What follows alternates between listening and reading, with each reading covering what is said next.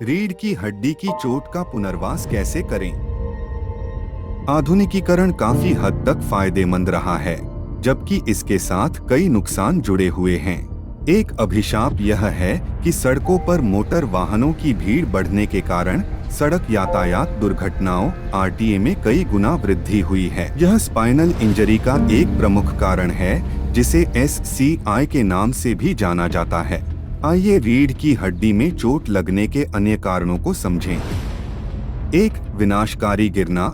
यदि कोई चोट लंबे समय तक चलने वाली या स्थायी है और यह आपके जीवन की गुणवत्ता और या काम करने की क्षमता को गंभीर रूप से प्रभावित करती है। 2. हिंसा का कार्य। किसी व्यक्ति या संपत्ति को दर्द, नुकसान, चोट या क्षति पहुंचाने के इरादे, प्रभाव या उचित संभावना के साथ शारीरिक बल का उपयोग। 3. मोटर वाहन दुर्घटना। मोटर वाहन के माध्यम से सड़क यातायात दुर्घटनाएं, जिसे आरटीए के रूप में भी जाना जाता है। 4. चिकित्सा, सर्जिकल, खेल और औद्योगिक चोटें। खेल चोटें आमतौर पर अतिप्रयोग, प्रत्यक्ष प्रभाव या शरीर के हिस्से से अधिक बल के उपयोग के कारण होती हैं, जो संरचनात्मक रूप से झेल सकती हैं। सामान्य चोटों में चोट, मोच, खिंचाव, जोड़ों की चोट और नाक से खून आना शामिल हैं, लेकिन SCI चोट का एक तीव्र रूप है।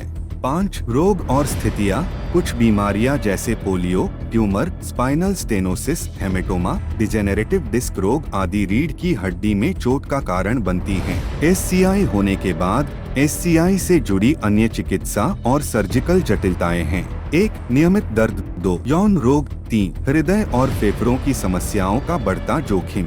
4. मूत्राशय और कटोरी पर नियंत्रण खो देना। 5. रक्तचाप या शरीर के तापमान को नियंत्रित करने में असमर्थता। बाहों और पैरों का लकवा।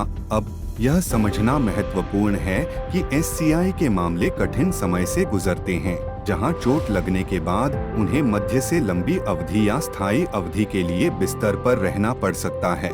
व्यक्ति को उनकी शारीरिक अक्षमताओं के साथ साथ अधिक स्वतंत्र बनाने में SCI का उपचार समय लेने वाला, खर्चीला और समग्र रूप से संपूर्ण है। प्रारंभिक चोट उपचार चिकित्सा और शल्य चिकित्सा उपचार द्वारा ध्यान रखा जाएगा, जबकि विभिन्न स्थानों पर पुनर्वास केंद्रों द्वारा मध्यावधि से अल्पावधि पुनर्वास की देखभाल की जा रही है।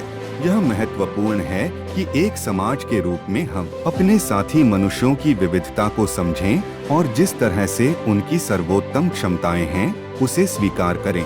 एक बार जब व्यक्ति अल्पावधि में पुनर्वासित हो जाता है, तो यह महत्वपूर्ण है कि व्यक्ति को दीर्घावधि की ओर भी अग्रसर रखा जाए। यहाँ व्हीलचेयर व्यक्ति को स्वतंत्र बनाने और उनके जीवन में गतिशीलता लाने में महत्वपूर्ण भूमिका निभाती है। पहले SCI विकलांग लोगों द्वारा केवल मैनुअल व्हीलचेयर का उपयोग किया जाता था, क्योंकि उपलब्ध इलेक्ट्रिक व्हीलचेयर विकल्पों के बारे में जागरूकता बहुत कम थी। इवोक्स ने इलेक्ट्रिक व्हीलचेयर को अधिक किफायती बनाने में महत्वपूर्ण भूमिका निभाई है। ब्रांड ट्रस्ट के साथ दूरस्थ स्थानों पर उपयोगकर्ताओं तक पहुंचना और बिक्री के बाद सर्वोत्तम सेवाएं प्रदान करना। SCI के पुनर्वास में इलेक्ट्रिक व्हीलचेयर के कुछ प्रमुख लाभ हैं।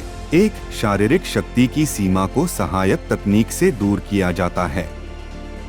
2. SCI विकलांग व्यक्ति दिन प्रतिदिन के नियमित कार्यों के लिए स्वतंत्र होगा। 3. अधिक स्वतंत्र होकर आत्मविश्वास हासिल करें। 4. व्यक्ति की पहुंच और क्षमताएं बढ़ जाती हैं। 5. कार्यालयों, बाजारों, मंदिरों, बैंकों आदि तक पहुंचना अधिक आसान है, क्योंकि मैनुअल व्हीलचेयर के साथ यात्रा की दूरी जिसे कवर किया जा सकता है, वह एक चुनौती है। SCI के माध्यम से विकलांगता बढ़ती जा रही है, इसलिए मामलों की संख्या समाज के अभिन्न अंग के रूप में हमें उन्हें स्वीकार करना चाहिए और उनके साथ सम्मानपूर्वक व्यवहार करना चाहिए। समान अवसर, समावेशिता और विविधता को उचित महत्व दिया जाना चाहिए, ताकि समाज के सभी वर्गों को साथ लेकर खुशी हासिल की जा सके। रीढ़ की हड्डी की चोट के उपचार में मुख्य लक्ष्य व्यक्ति को सक्रिय और उत्पादक जीवन में लौटने के लिए सशक्त बनाने के साथ साथ आगे की चोट को रोकने के उद्देश्य से है। एवोक्स द्वारा एक पहल देखने के लिए धन्यवाद।